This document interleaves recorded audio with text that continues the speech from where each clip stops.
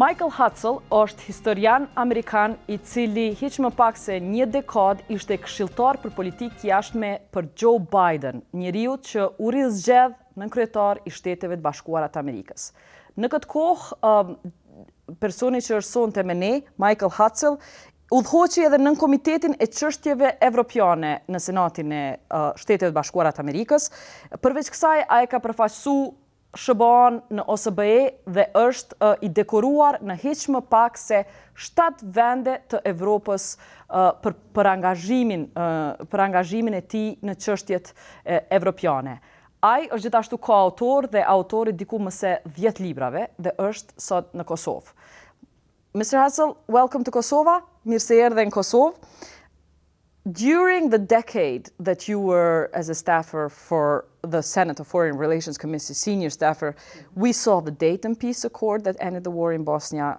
We saw the 1999 Kosovo intervention. We saw the fall of Milosevic 2000, the Ohrid peace that halted civil war in Macedonia, the beginnings of a process that led to independence of Montenegro in 2006, independence of Kosovo 2008, Slovenia's accession to the EU, and Croatia's forthcoming accession. Looking back to this, what did the U.S. do right and what did the U.S. do wrong in this decade? Sure. Well, first of all, thank you for having me, and it's a pleasure to be back here in Kosovo. In general, I think we did a lot more right than we did wrong, and that's something I can't say about our policy everywhere in the world. Let me do it more or less chronologically. I think we were right in not joining the Blue Helmets in Bosnia, as painful as it was, because the rules of engagement and the chain of command was just hopeless, and everybody knows what happened with the hostages. But when we finally had to act, we did. One could argue it was too late. It could have occurred earlier, but the fact is we did put an end to the war. It's easy to second guess the Dayton Accords. Clearly, there was a lot that has not turned out well. Bosnia's constitution desperately needs reform. On the other hand, we stopped genocide, and that's no small thing. And Bosnia, with all of its problems, is certainly better off today than it was in 1995, let alone in 1992. Most important for your viewers, I guess, is Kosovo. And I don't even know where to begin. I could talk a lot about this. But we know what you've done well. What have we done badly? What could you have done better? Well, I think, again, we say hindsight is 20/20. I think there are aspects of Dayton that we could have done better on. I also think that, and here I'm going to get into trouble with a lot of people, but I think we have tended in the last 5 years to defer to the European Union too much. I know that this is highly controversial, but I think things have been going downhill in Bosnia since 2006. I think where we've continued to take the lead role, I think things are going somewhat better. So what would you like the U.S. to see do in the next decade we go forward? What exactly? Well, I'd like to see all of the Western Balkans completely free, democratic, and part of Euro-Atlantic institutions. The easiest, not the easiest, but the first step ought to be for Macedonia to join NATO. I think it's a disgrace that the Greeks are vetoing that. There's no point in it. They should have had an agreement back in 1995, and that would set the tone. Montenegro is very close to joining NATO. They're doing very, very well. I think the dialogue between Kosovo and Serbia is important. I'm in favor of it. I will meet with people when I'm here in your country who are against the dialogue. I have an open mind. I'll listen to what they have to say. Would you meet them if you were in government? I can't answer that. I don't even know what the government would say, but I'm not in government anymore, so I'm free to meet anybody I want. And I'll go in with a somewhat open mind, but it seems to me that if you only talk to people who are your friends, you don't solve many problems. So I think my own initial feeling is the dialogue is a good thing. And I would hope that within a reasonably short amount of time, the relations between Kosovo and Serbia will become normalized. And it's precisely what we're interested to take your thoughts on, because EU is acting as a magnet for countries like the Western Balkans, hoping that EU this way will resolve conflict. Like for example, making Kosovo and Serbia sit down and talk. But given the present difficulties in Europe, do you think the EU will be able to deliver in this prospect, especially knowing in the context of, at the moment, yes, it is offering membership and money, eventual membership and money, but it also has membership fatigue, and it has Euro crisis.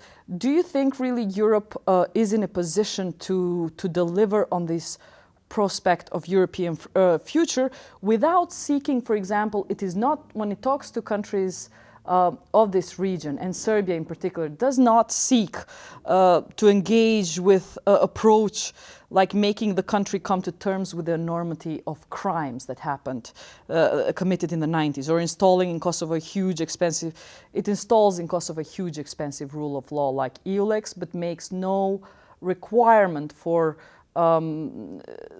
basically some sort of apology from Serbia's side. Well, you've asked me several questions yet, and let me try to do one by one. Okay. Number one, I think that with all of its current difficulties, the European Union will come through it successfully, both the Eurozone and the EU in general. Number two, I think the European Union remains the only viable path for the Western Balkans membership in the EU. I just don't think there's any alternative, and the EU, on balance, has been a great thing for the world. Nobel Peace Prize was, I guess, recognition of that, and I tend to agree with that. Timetables are always difficult to give. I mean, there are thousands of variables. You never know what's going to pop up. Yes, there's some enlargement fatigue in some capitals in Western Europe. I think that's true. On the other hand, there are the newer members in general, I think, are much more amenable to enlargement. If the economy starts to improve, as I think it eventually will, I'm not an economist, I don't know if it'll be 1 year, 2 years, 3 years, but when it improves, and it will, I think sentiment for resuming enlargement will increase. Now, as to how I would micromanage the EU's EULEX and other ventures in the Balkans, that's hard for me to say. I mean, I think coming to terms with the past is tremendously important for every country, my country included. It's not easy. It's psychologically very, very difficult. I think what is important is to move on, you know, to get it behind you and move on. And Serbia is not the only country that doesn't want to come to terms with its past. Has it? But the key question, maybe for Bosniaks and Kosovans, is 13 years on since the NATO won the war against Milosevic, you have now Milosevic's protege taking power in Belgrade, and it seems like in many ways the two countries most devastated by Milosevic, Serbia, find themselves in disadvantaged position. Bosnia lumbered with dysfunctional Dayton, administration in Kosovo not universally recognized, neither territorial integrity fully respected. And both Bosnia and Kosovo are far behind Serbia's EU integration. Now, it may seem like a sentimental question to you, but it may be sentimental, but is it fair and reasonable for the victims of Serbia to be in a position more babysitted and administered than Serbia itself into getting well, into many the EU. things. You know, you speak just about perfect English. You did use the term that I wouldn't have said, that Ivica Dačić took power in Belgrade. I mean, he was elected. Yeah, so he's let's back in power. Incidentally, I've never met him, so I mean, you know, I was a member of the Can you U.S. imagine, sorry to say, but you're a historian. The reason why I'm asking you, can you imagine negotiating, allies negotiating with people like Himmler 13 years on after the war ended, winning power or not? No, it's not an exact parallel. I understand your point. Let me also say, though, in terms of apologies, I was a member of the U.S. delegation to Boris Tadic's first inauguration back in the summer of 2004.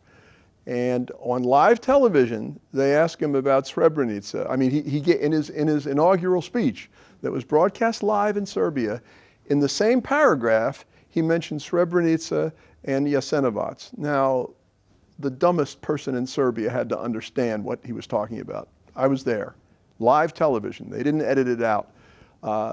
He went to Sarajevo, and again, I don't know. There were resolutions of apology. Did it go far enough? I'm not sure. I think that it's very difficult, and there's no doubt about how I feel. I think you know, I think your viewers probably know how I feel about the war in Kosovo and the war in Bosnia. Clearly, you're right. The Kosovars, the Bosniaks were the principal victims. It's morally impossible for me to tell people to forgive. You can never forget, never forget. To forgive, that's a moral choice. It's not for me to say, it's for individuals. But the two current leaders, Nikolic and Dacic, although you haven't met them, they are openly unrepentant about Srebrenica. I don't like that. I think it's terrible. And Milorad Dodik, whom I do know, and whom I had a very nice relationship with, he seems to have changed his mind about Srebrenica, which I think is a real shame. No, I think that's terrible. I think that people have to own up. Look, it's not a crime done by the entire Serb people. I said this when the crimes were going on in Bosnia. If I were a Serb, I would want to deliver this is back in the beginning of the decade, in the 1990s, I would have wanted personally to deliver Milosevic and Radovan Karadzic to The Hague, because they were a disgrace to my people if I were a Serb. And I think a lot of Serbs feel that way. It's not about that, it's more about the leadership that's coming back in Belgrade. And although we clearly know what you have done and what you think about the war and Kosovo and Bosnia, at the same time, your leaders, being led by Hillary Clinton and the administration, are asking us to dialogue with people like Dacic, who are unrepentant about the crimes that happen. So do you think that is the current debate in Kosovo? I understand that. We cannot tell, most of our leadership would not tell no to Hillary Clinton, but actually they are finding themselves in a difficult situation to explain how do you negotiate. You know, politics is Dacic. the art of the possible, and I would pose a question in return: what's the alternative? Not to talk to them? Is the alternative to oblige Serbia to come to terms with the crime of 1990s, like you have done so, the Allies have done so with the post-war Germany? You were successful 50 years ago with a country much more evil than Serbia. How come that model has not been taken up with Serbia? Well, there have been people delivered for war crimes trials, so that's not true. There has been responsibility, and I mean, I think you know, Milosevic, of course, died in custody. Karadzic is before the tribunal right now. Ratko Mladic. I mean, it's not true to say that they have been brought to justice, and that's the way we should be doing it. There was a denazification in Germany process, which incidentally was done in different ways in the different occupation zones. It was not uniform. It may not have been thoroughgoing enough. You could argue that there should be a process like that in Serbia. Fine. I guess I'm just much more concerned with looking ahead. I want to see Kosovo move forward. As long as the relationship with Serbia is abnormal and you're not members of international organizations, your athletes can't compete, you can't be on exchanges, you can't be in international financial institutions, this is terrible. So I would only have to say politics is the art, to repeat, politics is the art of the possible. It may be that you're just going to have to swallow some things, but I don't think the alternative is not to talk to them. Now, again, I'm going to meet with some people tomorrow who feel differently. On the other hand, we thought that the International Court of Justice opinion would actually bring more, which was in favor of Kosovo, would bring more recognitions, which it didn't. In the end, how do you explain that Jeremy's diplomacy has done much more? Well, I just found out today that the 94th country recognized you, East Timor. Mm-hmm. Did you know that?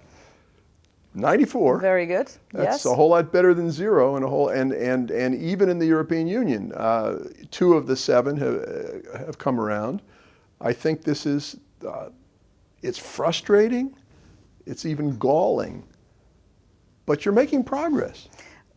Is it fast enough? What if Probably most not. people here, actually, from the local perspective, don't actually find the recognition will more and more recognition is the key problem in their life. Lack of rule of law, corruption, undeveloped economy is much more of a focus. And actually the pressures that we have from international community to just deliver on dialogue and to make dialogue our key political energy, where the key political energy goes, is that the most important thing right now, priority for Kosovo, to dialogue with Serbia? I wouldn't cast it that way. You know, we had a wonderful president named Lyndon Johnson who once said about one of his political opponents, he's so stupid he can't walk and chew gum at the same time. Well, I think you people are smart enough to walk and chew gum at the same time. I think you can carry on a dialogue with Serbia, and you can move to solve some of your purely domestic problems. There's no contradiction. There's plenty of energy in this country, plenty of talent. You can negotiate on the one hand, which is a foreign policy, it's not domestic. Carrying out a foreign policy, and you're carrying out a domestic policy. The domestic policy is to improve the economy, and incidentally, the economy will get a real positive jolt if you do normalize relations with Serbia. But in this process, you talked about Germany having gone through denazification, but do you think, how do you evaluate the West Germany? Has Serbia gone through the demilitarization, if you can call it like that, of their country? I don't think they've done it. First of all, they were not occupied. There's no occupying power in Serbia that forced them to do it. Fundamental difference. We had thousands, I mean, Germany was prostrate, it was destroyed. For all of the damage, I'm not trying to minimize damage in Serbia. 1 person killed is a terrible thing, 1 building bombed is a terrible thing. But come on, you look at the pictures of what Berlin or Cologne or Hamburg looked like in 1945, and you look at any Serbian city today, there's no comparison. And we had thousands, hundreds of thousands of troops in Germany, and we ran the country with a military governor. We don't have, there's no foreign military governor in Serbia. It's very different. So all in all, you think you cannot make it conditional for Serbia to be, for international community, there's no mechanism to make Serbia first repentant on what it has done, then? I didn't say that. What I'm saying, I do think that first of all, the leverage, since Serbia doesn't have any interest, at least for now, in getting into NATO, that cuts out one big lever the United States would have, because we're obviously the preponderant power in NATO. The leverage is with the European Union. And if Serbia wants to join the European Union, then it's going to have to come to an accommodation with Kosovo. If for no other reason, then ULEX and Kosovo is the biggest foreign policy undertaking of the European Union today. So if coming to terms doesn't mean it will have to either recognize or be sorry for what it has done. There are 2 different things. Is that a low standard? There are 2 different things. Number 1, recognize is something that you can quantify. Either I recognize you diplomatically or I don't. Sorry for what they have done. I mean, I'm sure there were a lot of people in Germany who weren't sorry for what they did. I mean sorry in a statehood way, that they recognize, they make, there's some apology happens for what they did, that there's crimes are paid for, and a process which is not strange to Europe happens. Is something like that too much to ask for the real politics of today, as much as you know the institutions of Europe? My initial reaction is no, it's not too much to ask. I think it would have to be done in a you know, this is not the kind of thing you want to argue about in front of TV cameras. I'm not talking about this interview, I'm talking about the dialogue. I think this is something that could be done in private. You could have mediators, skilled mediators from within the EU, if you will, or maybe from the United States. It's not going to be simple. Would I like it to happen? Sure, I'd like it to happen. Let me just give one quick historical example, and it's not the perfect parallel. In 1941, the United States was attacked by Japan, and there was panic, there was craziness, xenophobia, and we rounded up thousands of Japanese Americans on the west coast of the United States and put them into camps. Now, these weren't concentration camps. There was nothing, it wasn't like Jasenovac or Auschwitz or something like that. They were treated, it wasn't beautiful. They lost their businesses temporarily. It was a disgrace. There wasn't one single instance of betrayal by Japanese Americans of the United States. Not only was there not one single case of treason, but the Japanese American boys in these camps requested to be able to form units and fight for the US Army in World War II. Not only were they given permission to fight in the war, but the Japanese American unit in the US Army is still, to this day, the most heavily decorated unit per capita in the history of the US Army. You know how long it took for us to apologize? Till 1990. We're a democracy, we're an open country. This happened in World War II. It took us more than 45 years. Finally, in 1990, Congress voted an apology and gave every survivor, I think, $20,000, which was not a huge amount, but it was something. And a few years later, we erected a monument in Washington, which you can go see today. It's a very tasteful monument. I'm only bringing this up is that it takes time, and it's not easy to, and we didn't do anything nearly as horrible as what happened in your country, let alone what happened in Germany. And it still took us 45 years. So human beings have a difficult time saying, I'm sorry. I'm not justifying it, I'm explaining it. Now that we're mentioning comparisons with the world, one of the comparisons of foreign policy in the world that has been mentioned about the model of Kosovo and Serbia in the UN has been the debate about the two Germanys. Yeah. Now, in your historical perspective, would this work? And if not, why not? Well, I certainly think Kosovo ought to be a member of the UN, absolutely. I know, you know. But you know the reasons why it's not, and how do we overcome that? I think that would be a nice step on the way to full normalization of the relations between Kosovo and Serbia is to say that the blocking will stop, that Kosovo will be admitted to international organizations. There must be some formula the diplomats can work out. That would be what's known in the security field as a confidence building measure. Sure, I think that would be great. But we know the situation in the ground is different. While East Germany folded into West Germany 20 years later. No, well, you're not going to go back to Serbia, of course not. That's not. Yeah. I'm just talking about getting into the UN and other international bodies. The way, but explain to us, do you remember the way that East Germany, to recap, 1972, it was basic agreement between West and East Germany. This opened a way to UN membership where West Germany acknowledged that East Germany was foreign to it and that the separation was permanent. The key element was that East Germany accepted that without a response letter from the West German government outlining its position on German unity. If this is how it happened, would Kosovo be in a position to basically make that work the same way?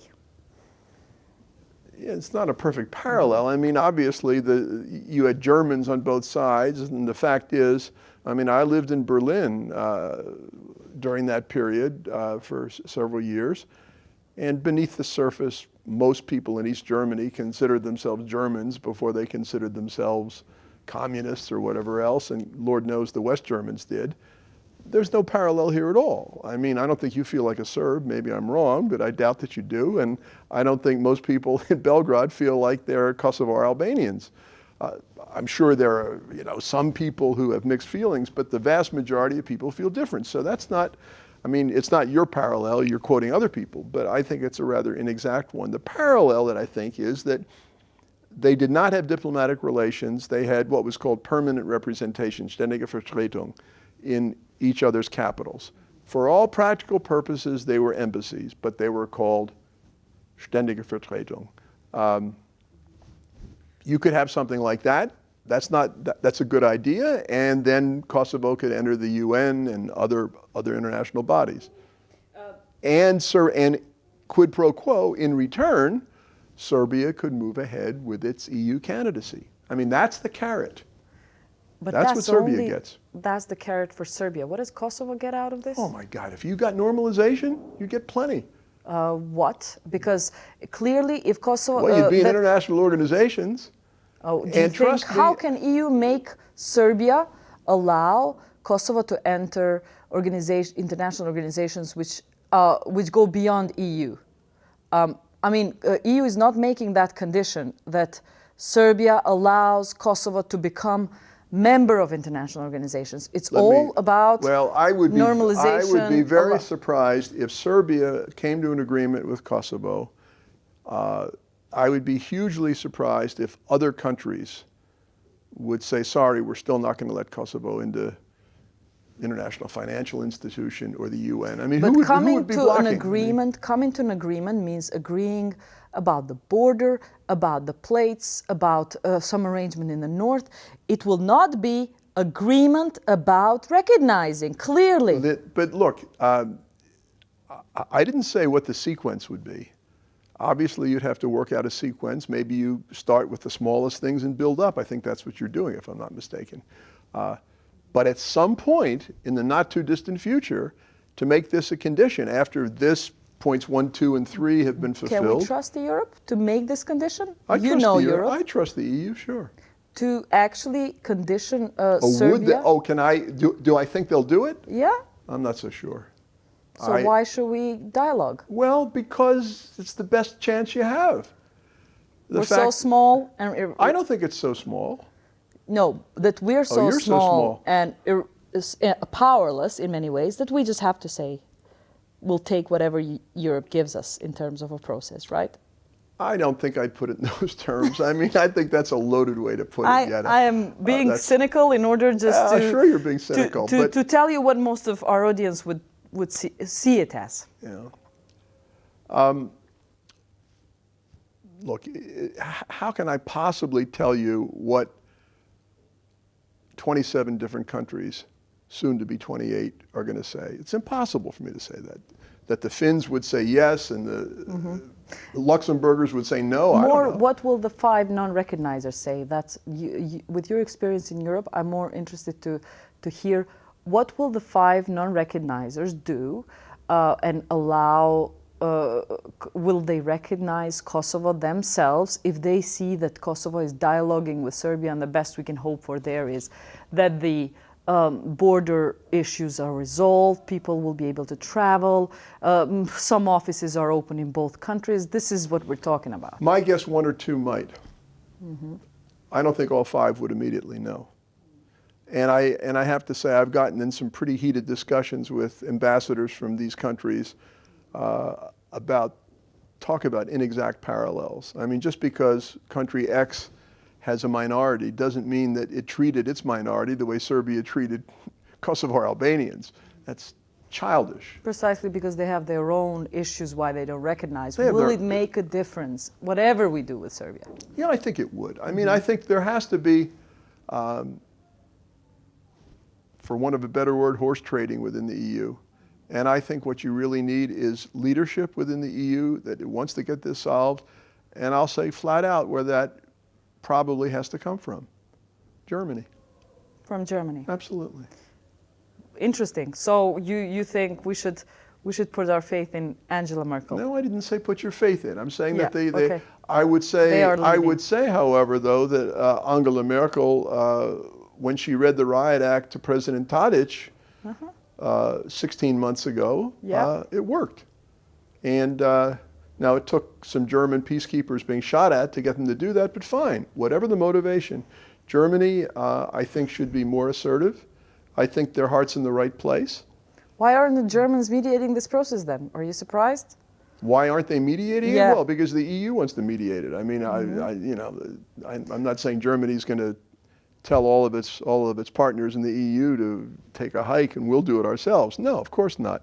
But I think German leadership, Germany's a very successful country. they're getting more and more involved, and they certainly are the most successful of the big economies in the EU. They understand, because of their own history, how people can suffer because of oppression. I think that I have tremendous respect for Chancellor Merkel. She's a very, very wise statesman. She has very good advisors. And I think that, one country in an organization, one country usually has to take the lead. And in this case, I think Germany would be the natural one to do it. Thank you. That's very useful insight for our audience. But can you tell me then, what should the fact that it's Ashton leading publicly and... Oh, well, I'm not going to get, look, the EU is still evolving. Yeah. They're still working out their institutions. I think Baroness Ashton, I'm sure, is doing a fine job. But I still think that where the real power lies, in my opinion, I'm sure I'm going to be blackballed from Brussels now for the rest of my life. But I think it's pretty clear that Germany. Then can we just clear the issue of borders, which as well is something that politicians have been raising in the Balkans? Is the issue of borders still out there open? No. We have heard Dacic mention this as a possible separation. We know the fragility of Republika Srpska. I'm not asking what does Majkëll Haltzel think of this. I'm asking you whether you see appetite and possible opening out there in international communities discussions about borders. No, and look this is an old story. In the Copenhagen Declaration of the CSCE in 1990, followed by the Paris Declaration, they said that borders in Europe will not be changed unless there is mutual consent. Well, if there's no mutual consent, they're not going to be changed. It's not going to happen. And this is the position of all the OSCE members. It's the position of the EU. It's certainly the position of the United States. That's not up for discussion. Look, people in Serbia, the same way I said politics, the art of the possible, and Kosovo has to move forward, people in Serbia have to get used to the fact that Kosovo's here to stay. It's an independent country. End of story. To go back just a little bit to the biggest topics in the U.S. election right now were about economy, generating workplaces about Americans. The discussion often sounded as protectionism, especially to internationals, and criticizing policies and private sector for taking jobs to China and other places. In Kosovo, when a similar discussion happens, and we have similar discussions because 90% of what we eat in our table is imported rather than produced. And whenever there is a similar discussion, say, about privatization and supporting Kosovars to buy and privatize in Kosovo, Kosovo government officials say that nothing can be done about it. It's free market. We have to live with it, and this is a very communist way of viewing things. Now, can you help us understand what is realistic and necessary intervention in these times of crisis when economies are I'm not sure outsourcing of jobs to China is the same as importing food from some other place. I mean, those are two separate issues. But giving your state companies to completely, and state and public companies to foreign companies, is that one option that we can expect Kosovo to grow? And the internal debate is that not necessarily. Well, are you basically asking, if there's privatization of state companies, would foreigners be allowed to take part in the competition to buy them? Is that what you're? No, because foreigners are in competition to buy, but there are the sectors of economy which should remain under state control. Coming from America, a place like America. Well, nobody's going to buy the U.S. Army, that's for sure, but you don't have an army, so I mean, that's not quite. The first thing is the security apparatus, and you're not going to sell that to anyone, of course. The question of food is very difficult. I mean, if you have I don't know exactly what percentage of your area is devoted to agriculture. I don't know what the potential is, but it's not ipso facto a terrible thing that you can't produce all the necessary food. Many countries in the world are in that situation. I mean, that doesn't strike me as you know, if you want to make a big push in your economy for increasing the arable land and raising more vegetables and having more sheep or whatever, fine. If you can do it, terrific. But I mean, this is way beyond my knowledge base. I really don't know your economy that well. Thanks very much, Mr. Haltzel, for being on Jeta. Thank you very much. Enjoyed it.